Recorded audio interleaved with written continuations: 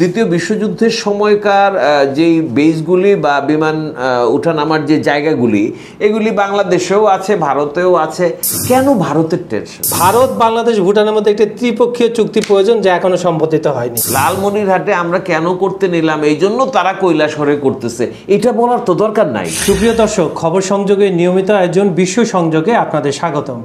আপনাদের সঙ্গে রয়েছে আমি কাজল হায়দার, আর আমার সঙ্গে রয়েছেন আমি ফমদ দেলোয়ার হোসেন।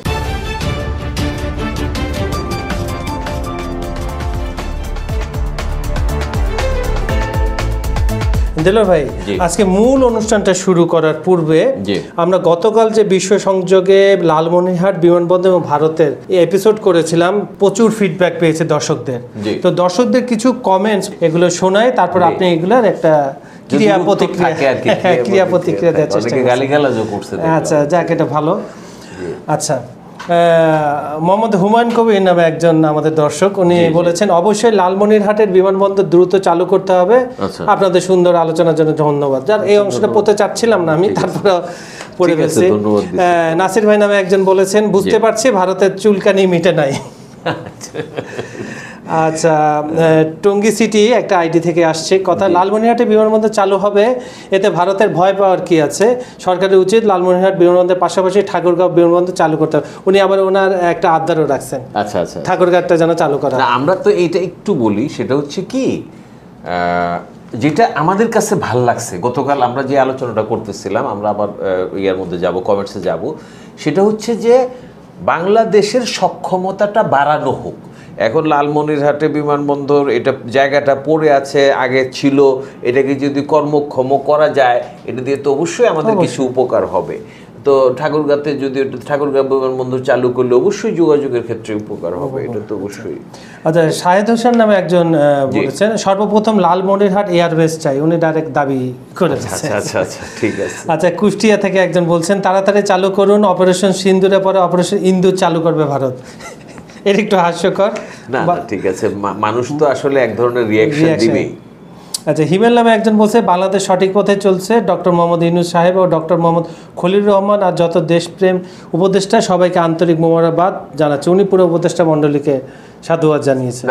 এখানে একটা কথা বলা বোধহয় একটু আমাদের দুইজনের দিক থেকে দরকার আছে, বা আমাদের প্রতিষ্ঠানের দিক থেকেও দরকার আছে। সেটা হচ্ছে কি, আমরা যেটা চাই সেটা হচ্ছে যে সরকার যেই চালাক, সে যেন দেশবান্ধব, দেশের উন্নয়নের জন্য কাজ করে, এবং এটাকে সমর্থন দেওয়াটাই আমাদের দায়িত্ব। সেটা ডক্টর মোহাম্মদ ইউনূস এখন আছেন, আমরা চাই যে উনি এই পরিকল্পনাগুলি বাস্তবায়ন করুক, এবং এটার ধারাবাহিকতা যেন পরেও থাকে, পরবর্তীতে যে নির্বাচিত হয়ে আসবে এই ব্যাপারে আমাদের কোনো ইয়ে নেই। আচ্ছা, আজাদ মোল্লা নামে একজন লিখেছেন এতে বোঝা যায় ভারতে বাংলাদেশে কত ভালো বন্ধু ছিল। উনি একটা কোয়েশ্চেন মার্ক, মানে করতে দিচ্ছে না, একজন ফানি দিয়ে শেষ করতেছে। সাদাত হোসেন নামে একজন লিখছেন আমরা অপারেশন আবাবিল প্রয়োগ করবো সিঁদুরের পরিবর্তে। আজকে আমরা আলোচনায় ফিরে আসি। দর্শক, ধন্যবাদ আপনাদের এই কমেন্টসগুলা। আরও আমার সময় যদি হাতে থাকতো আমি প্রত্যেকটা কমেন্টস পড়তাম, যেহেতু আমাদের সময় স্বল্পতা রয়েছে, এই কারণে সবগুলো পড়া গেল না। আন্তরিকভাবে দুঃখিত আপনাদের কাছে, আপনারা এভাবে কমেন্টস করবেন। তো আজকে আমরা দর্শকের সাথে কি আলোচনা করতে যাচ্ছি? একটা জিনিস হচ্ছে কি, আমরা আলোচনায় বিশ্বের কিছু বিষয় নিয়ে কথা বলবো। ইরানের কিছু বিষয় আছে, ড্রোন, যে ইরানের ড্রোন আছে, এটা নিয়ে আমাদের একটু কথা বলার পরিকল্পনা আছে। আমার মনে হয় যে দর্শকরাও সেটা পছন্দ করবে। তবে একটু লালমনিরহাটের উপরে আমরা গতকাল কথা বলেছিলাম, এবং সেটার একটু ধারাবাহিকতা রক্ষা করে একটা জিনিস একটু বলা ভালো। সেটা হচ্ছে কি, যে লালমনিরহাটে সেই দ্বিতীয় বিশ্বযুদ্ধের সময়কার একটা বিমানবন্দরকে আবারও কর্মক্ষম করে তোলার, যে সক্ষম করে তোলার যে প্রচেষ্টা নেওয়া হয়েছে, এটা নিয়ে ভারত টেনশনে পড়ছে। এখন এই প্রশ্নটা আসছে, কেন ভারতের টেনশন? এখন সত্যি কথা যদি বলা হয়, মনে করেন যে ম্যাপে যদি আমরা দেখি যে লালমনিরহাট শিলং থেকে খুব কাছে, এখন মনে করেন যে ওদের কৈলাসহরে, ওদের সেকেন্ড ওয়ার্ল্ড ওয়ারের সময় তো এটা একটা পুরাটাই একটা কান্ট্রি ছিল। ব্রিটিশরা মনে করেন বিভিন্ন জায়গায় দ্বিতীয় বিশ্বযুদ্ধের সময় তাদের অ্যাক্টিভিটি, তাদের চলমানতা ঠিক রাখার জন্য বিভিন্ন জায়গায় এয়ার বেস করছে, জাপানকে প্রতিহত করার জন্য। জাপানকে প্রতিহত করতে জাপান ছিল, জাপান এটা ছিল জার্মানির সাথে মিত্র বাহিনী, মানে ওদের মিত্র বাহিনী তো হলো ব্রিটিশরা ছিল। তো যাই হোক, সেই কারণে করেছিল। এখন এই যে দ্বিতীয় বিশ্বযুদ্ধের সময়কার যেই বেসগুলি বা বিমান ওঠানামার যে জায়গাগুলি, এগুলি বাংলাদেশেও আছে, ভারতেও আছে। এখন বলা হচ্ছে কি অদ্ভুতভাবে, লালমনিরহাটে আমরা কেন করতে নিলাম, এই জন্য তারা কৈলাসহরে করতেছে, এটা বলার তো দরকার নাই। কৈলাসহরে একটা আপনাদের আছে, এটা পুরনো, এটাকে আপনারা চালু করেন, এটা দিয়ে আপনারা যাতায়াত সুন্দর করেন, অসুবিধাটা কি? এখানে তো সমস্যার কিছু নাই। আমার কথাটা হলো যেটা, সেটা হলো যে ভারত যেই কারণে যে ভয় পাইতেছে, আমার হিসাবে সেটা টোটালি একটা অমূলক ব্যাপার।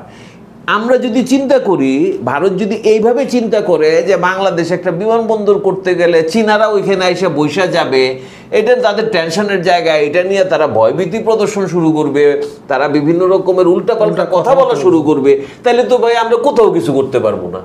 আপনি মনে করেন যে সমস্ত দিকেই তো ভারতের সীমান্ত। আমরা যদি যশোরে একটা কিছু করতে যাই, চুয়াডাঙ্গায় একটা কিছু করতে যাই, আপনি চিন্তা করেন দিনাজপুরে একটা কিছু করতে যান, আপনি পঞ্চগড়ে একটা কিছু করতে যান, তেঁতুলিয়াতে একটা কিছু করতে চান, আপনি বেশিরভাগ জায়গা তো হচ্ছে কি যে ওই ভারত দেখা যায়, সীমান্তবর্তী এলাকা, ওই ভারত দেখা যায়। তা আমার দেশে আমি যদি এখানে একটা পর্যটন কেন্দ্র করি, এখন যদি সেখানে চীনারা যায়, তাহলে ওই এদের কি চীনারা আসছে, ওরা মনে হয় চালাবে, ড্রোন চালানোর জন্য আসছে, ওরা মনে হয় ওখানে এটা নিয়ে আসছে।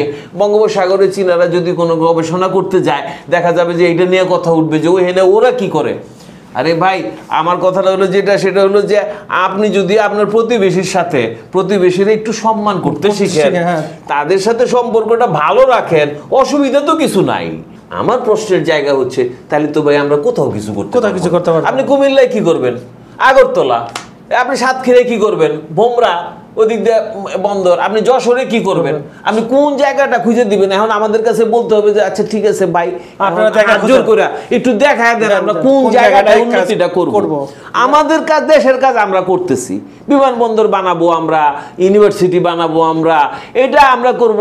আপনারা তো খুশি হবেন যে না, প্রতিবেশী একটা দেশে একটু আগায় আসতেছে, ইটস এ গুড সাইন। একটু আরেকটা বিষয়ে চলে যাই, সেটা হচ্ছে যে ইরানের ড্রোন বাহিনী নিয়ে আপনি জানেন যে একটা মানে বিশ্বের বিভিন্ন কনসার্ন দেশগুলির মধ্যে এক ধরনের আতঙ্ক তৈরি হয়েছে। এগুলির একুরেসি, এগুলির কার্যকারিতা, ইফেক্টিভনেস অনেক ভালো বলে অনেকে বলতেছে। একটু বিষয়টা একটু দর্শকদেরকে একটু ক্লিয়ার করেন। আচ্ছা, ইরানের বিষয়টা হচ্ছে আপনার, আমরা যদি ড্রোনের ইতিহাসটা দেখি, 80 দশকে যে ইরান ইরাক যুদ্ধ হয়েছিল, তখন কিন্তু প্রথম ইরান নজরদারি মানে স্পাই ড্রোনটা আকাশে ছাড়ছিল এবং মধ্যপ্রাচ্যে অনেক দেশ হতভম্ব হয়ে গেছিল যে ইরানের কাছে এই যন্ত্রটা আসলো কথা। আমরা তো এতদিন আমেরিকা বা রাশিয়ার কাছে দেখে আসছি। ওরই ধারাবাহিকতায় যত দিন গেছে, আপনার রাশিয়া এবং তুরস্ক এদের সাথে কম্বাইন করে ইরান তাদের ড্রোনকে এমন এক পর্যায়ে নিয়ে গেছে যা আপনার পাশ্চাত্যের সাথে টেক্কা দেওয়ার মতো অবস্থা। এবং এটা তাদের মুখে না, এটা তারা প্রমাণ করছে। আপনার পাকিস্তান ইন্ডিয়া যে 4 দিনের যুদ্ধই বলা যায়, ছোট হোক বড় যুদ্ধ তো হয়েছে, এখানে যে ড্রোনগুলো ব্যবহার করছে ইরানি ড্রোন। প্লাস আপনার রাশিয়ার যখন স্টক শেষ হয়ে যাচ্ছিল, কারণ 4টা বছর যুদ্ধ করা, এত রসদ আপনি পাবেন কোথায়? আপনি যদি অন্য জোগাড় না পান, আপনি কি সারাদিন খালি ড্রোন উৎপাদন করবেন, ক্ষেপণাস্ত্র উৎপাদন করবেন, আপনার মিত্র দেশ থেকে আপনি নিবেন। সেইখানে কিন্তু, এবং ইউক্রেন এটা বারবার বলে আসছিল যে এই যুদ্ধে ইরানের ড্রোন ব্যবহার করা হচ্ছে। এবং ইসরায়েলে যে হামাস যে অ্যাটাকটা করে, এখানেও কিন্তু ম্যাক্সিমাম প্রোডাক্ট হচ্ছে ইরানের। তো ইরানের হুতিরাও মনে করে যে ইয়েমেনে যে হুতিরাও করে। তাহলে আমি বলি মহারাজ 6 এটি হচ্ছে মাল্টি রোল ড্রোন, যা নজরদারি, আক্রমণ উভয় মিশনে ব্যবহৃত হয়। কিছু কিছু ক্যাটাগরি। শাহেদ 129 মাঝারি উচ্চতায় দীর্ঘস্থায়ী ড্রোন, যা 24 ঘন্টা পর্যন্ত উঠতে সক্ষম এবং বিভিন্ন অস্ত্র বহন করতে পারে। আবাবিল 5 নতুন প্রজন্মের ড্রোন, যা উন্নত ইঞ্জিন ও অস্ত্র বহন ক্ষমতা নিয়ে সজ্জিত। মানে এইসব যদি আপনি হিসাব করেন, না একটা জিনিস একটু জেনে নেই, যেমন মহাজের 6 বলা হচ্ছে, শাহেদ 129, আবাবিল 5, মানে কি এই মহাজের নামে কি আরো ড্রোন আছে? হ্যাঁ, এগুলারই নতুন সংস্করণ ভার্সন। শাহেদের ক্ষেত্রেও তাই, এবং আবাবিল সর্বশেষ হচ্ছে 5th জেনারেশন।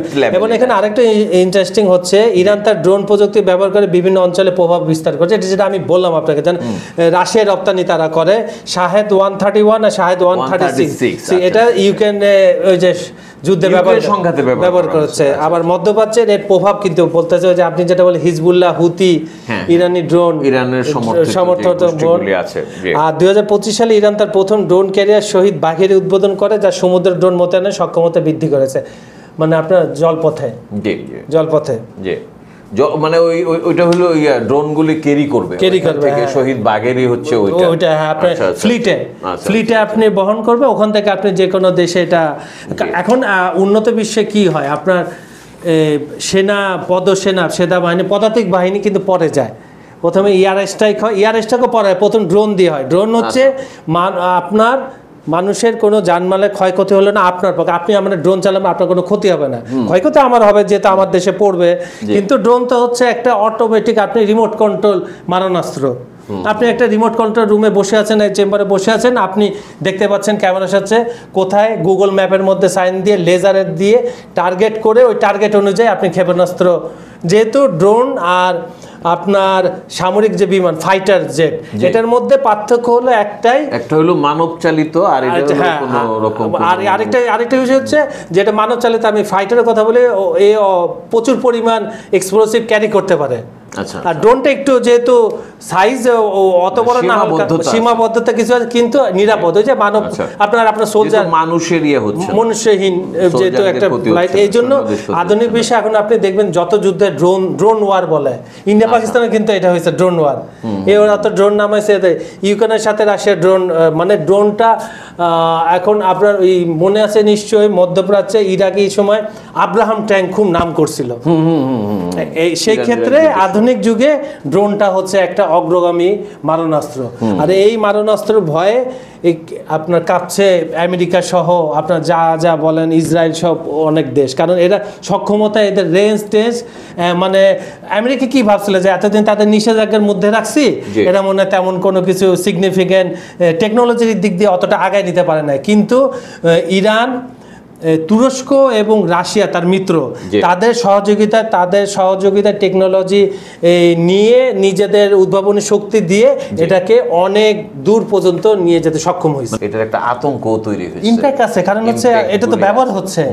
এটা এমন না যে আমি গল্প করে বলতেছি। তো মনে হয় তুরস্ককে এই ড্রোনে তুরস্কের সাথে ইরানের রিলেশনশিপের জায়গাটা একটা ব্যাপার আছে, কারণ পাকিস্তান ভারত যুদ্ধের সময় কিন্তু এই 4 দিনের যে যুদ্ধের সময় এটা কিন্তু বলা হচ্ছিল যে তুরস্কের ড্রোন ব্যবহার করা হয়েছে।